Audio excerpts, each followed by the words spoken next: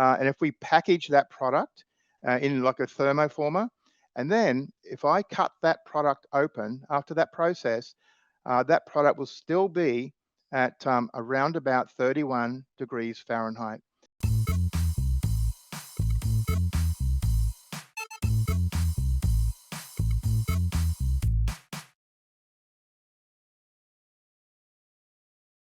Hello, me folks. Welcome back to the MeatsPad podcast. My name is Mr. Hora. I'm your host today.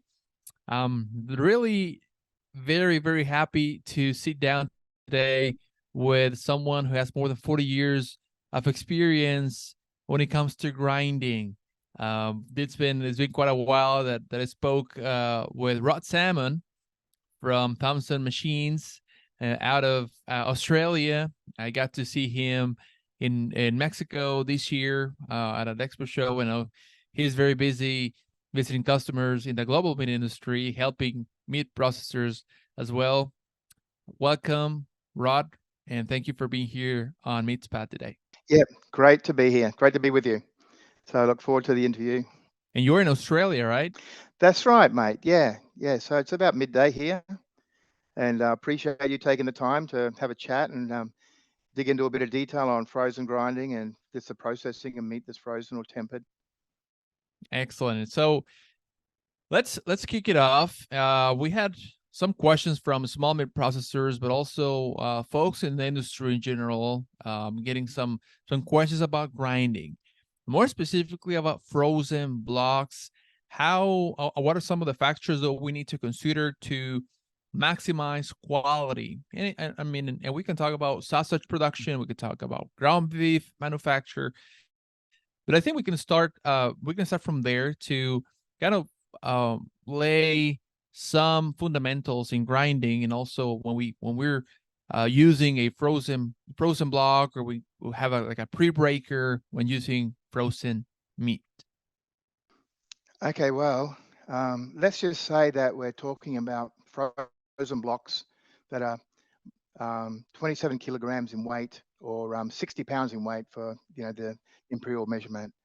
So on Thompson grinders, for instance, we don't have a machine that can do a minus 28 degrees C or a minus 18 degree Fahrenheit frozen block in one piece in a grinder. Whereas the other half of the industry, they do frozen block grinders, and a good example of that would be Weiler. So Weiler are specialists and Rome are specialists in doing frozen blocks.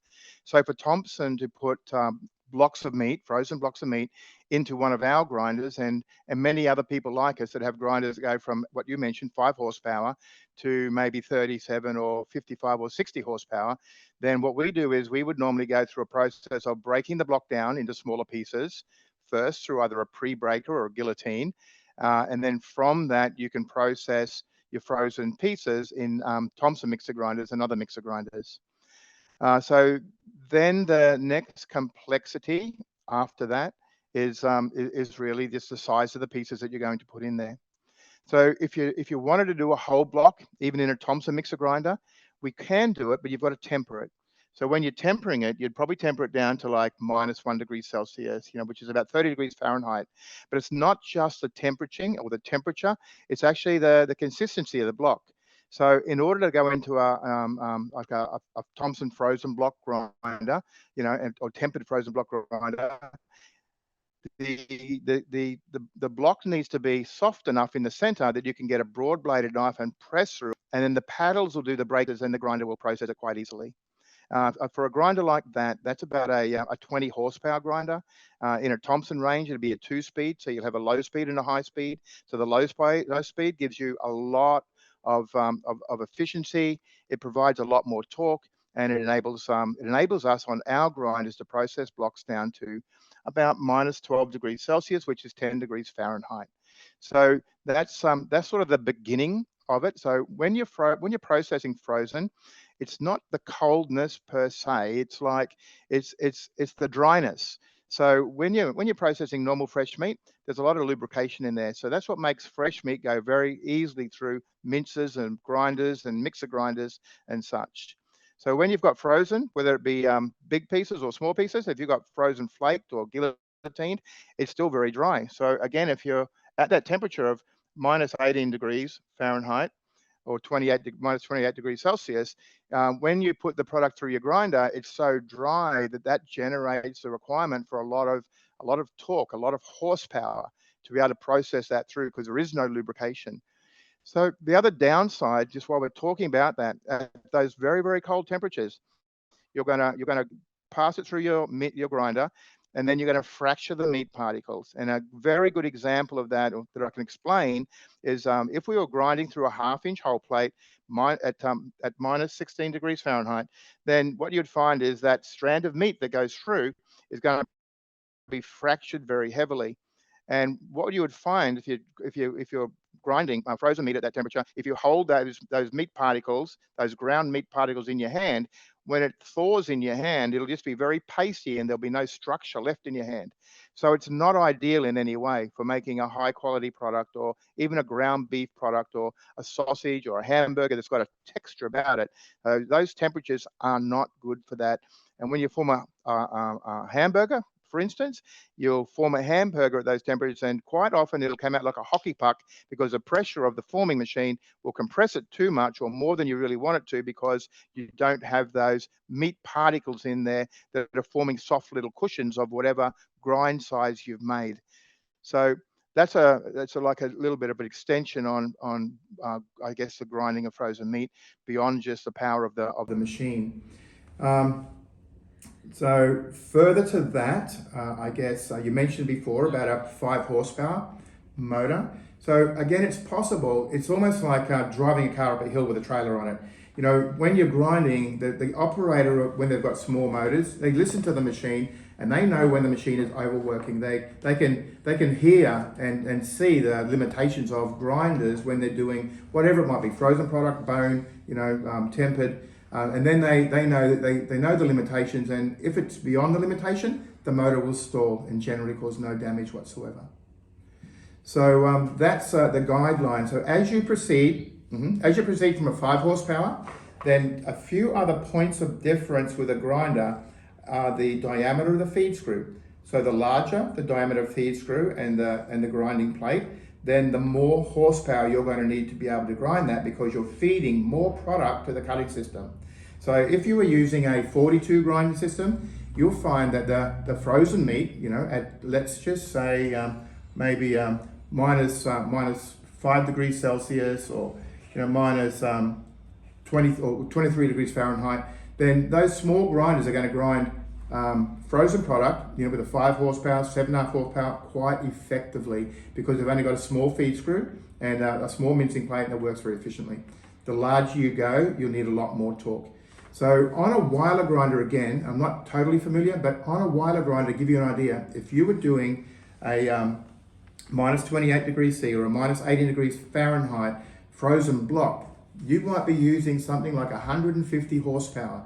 So that just gives you an indication, if Weiler take that much that horsepower to process, you're not going to get big heavy frozen blocks or very, very cold product, you know, through a 5 horsepower. So that's like the relationship of the power requirement and then a substitution of saying, I need to do it, so I'll cut it up on a bandsaw, I'll temper it down to little bits, and now, yes, it will go through your 5 horsepower grinder. Wow, it's a lot of information. Thank you a lot for your input. I think there's a lot of ways that we can go on this, but you mentioned temperature. I think temperature is a very good, and I think one of the main factors that have a role in quality. You can talk about sausage production. You can talk about, I mean, many other things, but also there's some folks that they need to understand some of the limitations when it comes to processing or grinding frozen meat, and we talk about tempering. Maybe we need to temper some of the products that they prior to processing, as you said, going from minus 4 Fahrenheit to get it to the right 25, 26, 27 degrees Fahrenheit so it's easier on the grinder to get the product. Other things that you mentioned is that you can get, I mean, you mentioned something very important, the dryness of the product. When you're processing very cold meat, and sometimes you had some quality defects as the, you call it, pasty texture. But I think you can elaborate a little bit more on the quality defects that, with your experience, I'm sure you haven't encountered many quality defects when the processors are not using the equipment properly. So maybe you can elaborate on this.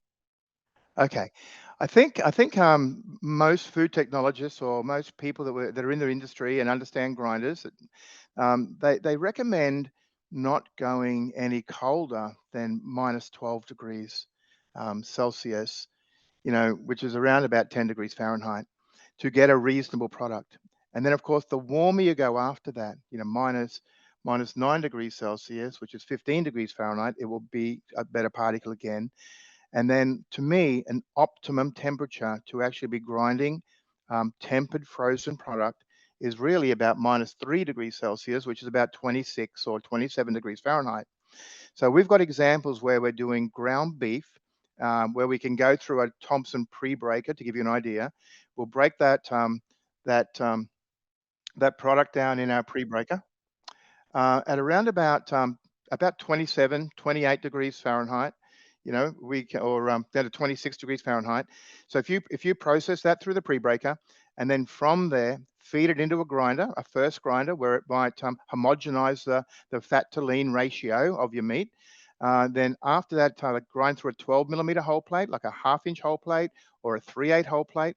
And then in our system, we'll Gemini it into the second grinder. And then from that, let's just say we go through a 9/64 or a 5/16 hole plate. The product will come out perfect.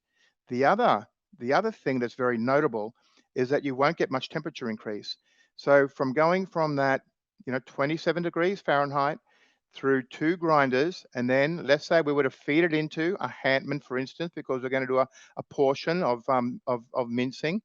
And if we package that product in like a thermoformer, and then if I cut that product open after that process, that product will still be at around about 31 degrees Fahrenheit. So because we haven't used a lot of energy from the motors and the machines that are processing it, we get very, very little heat and build up. So that's like an optimum condition where you might be microwaving blocks and going it through those processes, and then you get very little temperature increase. Whereas if we were to start at minus 18 degrees, generally we find at minus 18 degrees, which is about Fahrenheit, we'll find that we'll get about 10 degrees of product increase on the first grind through a 1/2 inch hole plate. And then on the second grind again, because you'll end up there at about -9. And then from there, go through the second time and you'll get another 4 degrees of increase. So you can see that the energy of the motor is actually transmitting into that product and warming it up as you go. But okay, warming it up, some people might think that's a great thing because I need it to get warmer so I can start adding my ingredients and doing my blending and getting all the absorption I need to get the flavors and the water content in or whatever it might be. But it's not really the case, because if you've broken it down badly, there's no consistency or particle to actually absorb it, and it won't hold that water and it won't hold those flavors as well. Where frozen doesn't seem to make a difference, if you're making a hot dog sausage. If you're making a very, very fine pasty sausage or something, you get away with a lot more, I guess, less good product definition to start with. So I don't know if I veered off the subject a little bit there. You might want to kick me off again, and we'll go through the next phase. Thank you a lot for this. Now, please tell us a little bit about there's also some questions that processors have about using a bolt cutter or using a meat grinder. So I think maybe you can tell us a little bit about this, some of the limitations or pros and cons. Well, I don't have a great knowledge on cutters. We don't manufacture the silent cutters, the bowl cutters, and we don't sell them. So we don't have a vast experience. We just have a general knowledge. So I guess from my point of view, the advantage of a mixer grinder or a couple of grinders over a bowl cutter is continuous flow. So with a mixer grinder, and as I mentioned before, a Gemini system, so we can do a first grind through one machine, a tube will join it to the second machine, to the bowl of the second machine, and automatically go into the second grinder.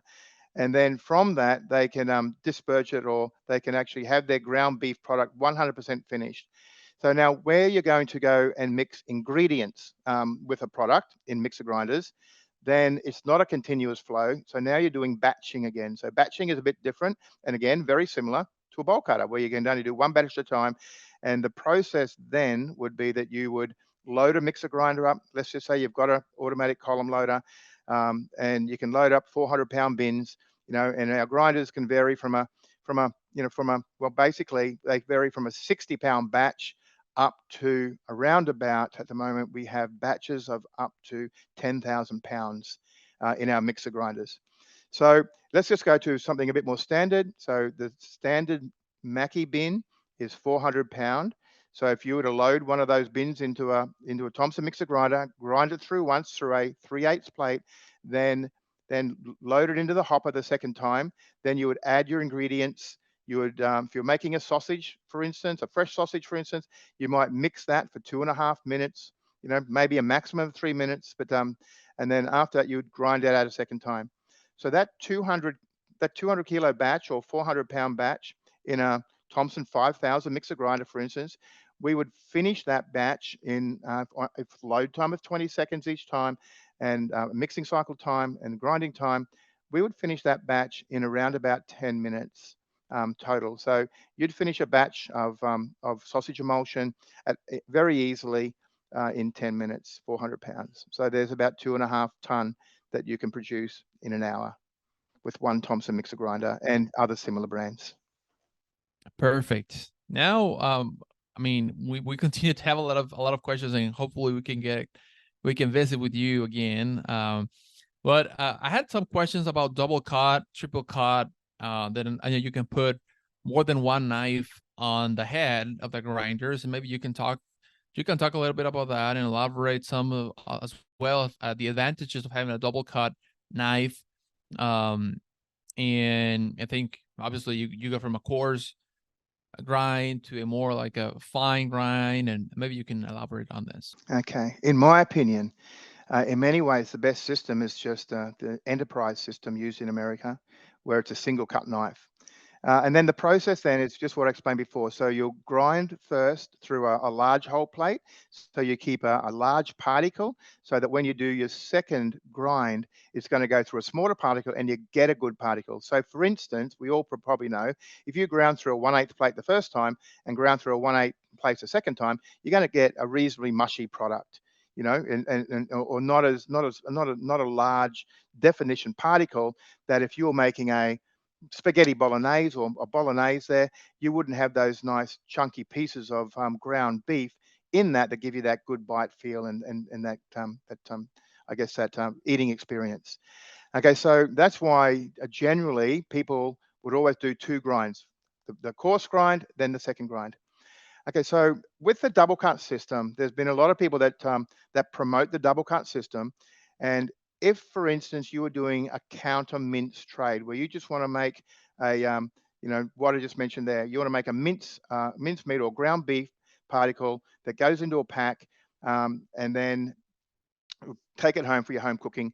So you would do that 2 grind process, but in a double cut system, if you just go through once, even though you're cutting it twice in a double cut system, if you've got a fat and lean ratio and you've got large pieces of fat in that batch, then what you're going to get out of your double cut system still, you're going to get big strands of fat and big strands of meat.